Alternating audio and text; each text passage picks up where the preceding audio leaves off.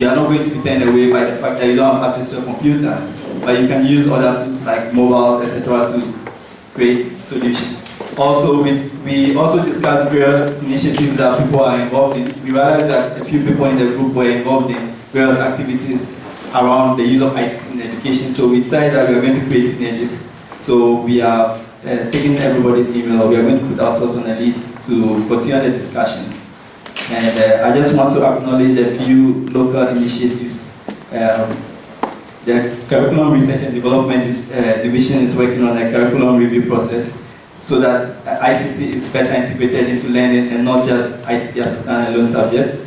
There is a web platform, school.com.gh, which school with SK with 3 O's, so if you want to check, which is useful for finding relevant Ghanaian content online. And we also learned about Pasco Africa, which is a platform for solving past exam questions at both BEC and WASI levels. And also we discussed the use of wikis as a tool for pulling together content. So these were some of the few things we did.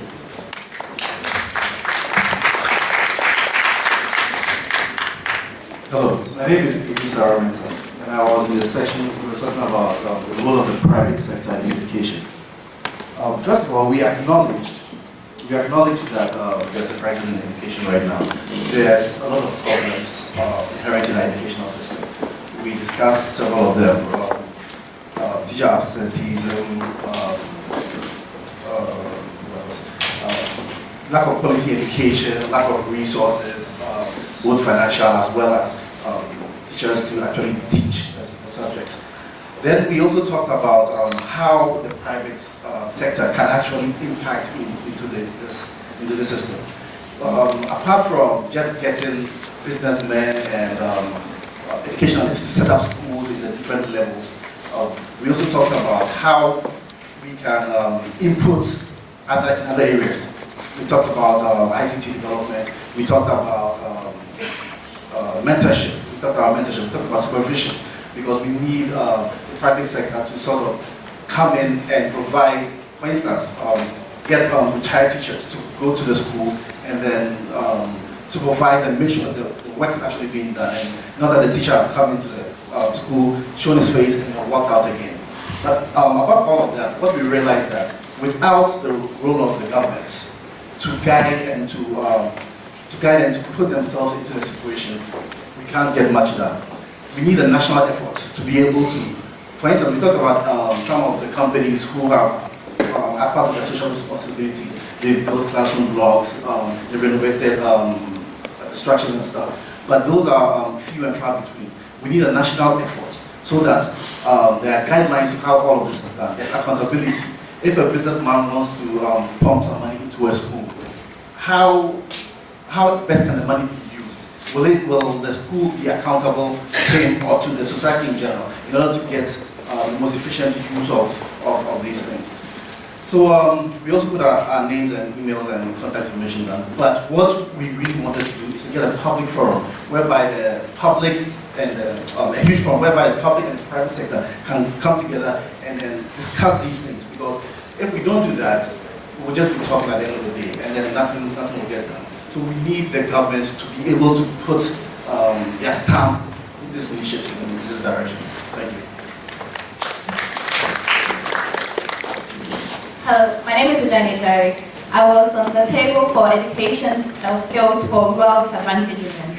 We first talked about identifying the problems, and some of the problems are, our social-cultural inclination. So women are supposed to be in the kitchen, and men are supposed to go out there. We also identify problems such as when there's lack of resources, and you have a boy child and a girl child. It's more likely that the girl child is going to go to school, and the girl child is going to stay in the kitchen, and the boy child is going to go out there. We also identify that even though there are so many problems, there may so many projects, there may not be enough funding. So for example, you can start this project where you try and mentor the girls, or you try and take the girls through different programs, but there's not enough funding to continue. So there's no sustainability of these projects. So at the end of the day, the girls start something and then it sort of fizzles out and then they drop out. We also talked about issues such as girls dropping out due to so many different things, or girls having to read textbooks where they see a a mother with a child or the woman in the kitchen, and also talked about the confidence levels with girls. Because if you're in a class where the boys sort of overshadow the girls, at the end of the day, when they come out, girls are less confident. I mean, when they're in a group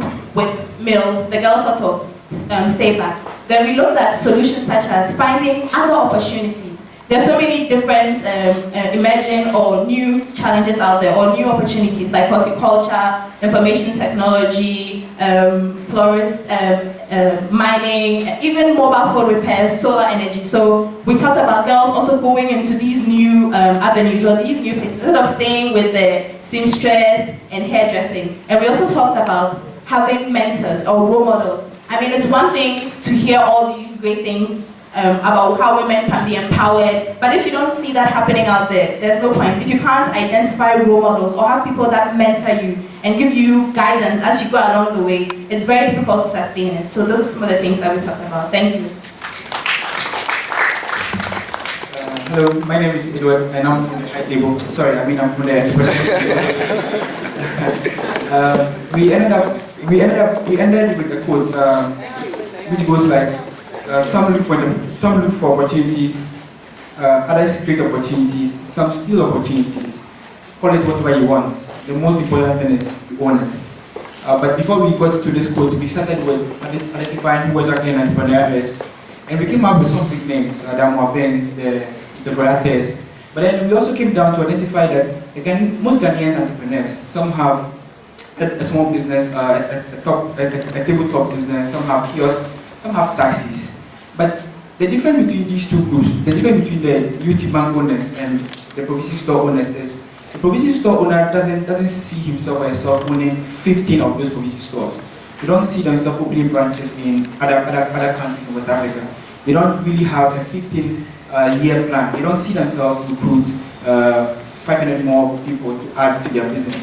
So we came up with how we can identify, how we can address such challenges. How do we, first of all, let them know they're entrepreneurs? We don't need to have a fleet of cars before we call entrepreneurs. And how do we let them see that they can expand their business beyond today and tomorrow?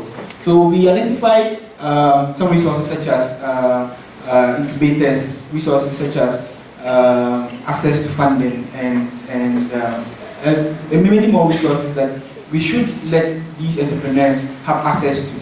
And we also, just like other groups, have taken our email addresses just so that we can put some concrete strategies to these and let the entrepreneurs in Ghana know that, hey, they can do just more than what they are doing currently. Thank you.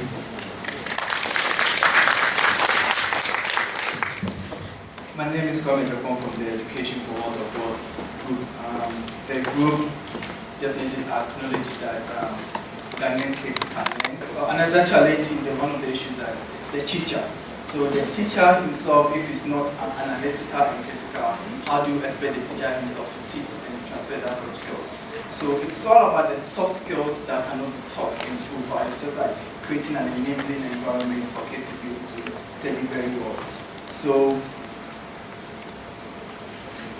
the group said that we will definitely have to look at the teacher who's key, and one of the challenges is that we need to look at the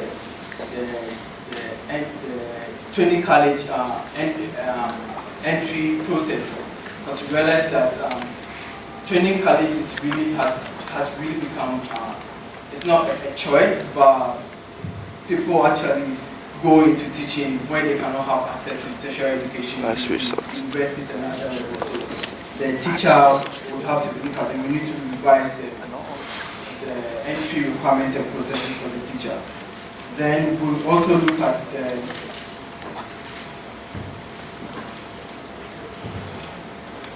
the school environment, to creating the enabling environment to grow kids. We talked about the issue of corporal punishment, where kids are caned when they get staff run in class and they actually caned to correct them. And realize that you need to allow kids to express themselves, to be able to assess themselves very well. So we are looking at what platform do you use to drive this. We are talking about the policy on curriculum development. How does we need to have a sort of platform where key players, industry, teachers, and education practitioners could sort of come in together to inform curriculum development from time to time to make it relevant to current situations. And we also look at teacher professional development through in-service and pre-service training. How would a teacher upgrade himself in time, and if the curriculum and staff have changed, how does the teacher upgrade himself? In-service training is key to sort of continuously provide teachers with the right training they require, and also look at pre-service where teachers are adequately trained to take on some of these issues in terms of building themselves, giving them the right skills to be able to come to the teacher profession, to be able to train people properly for the work.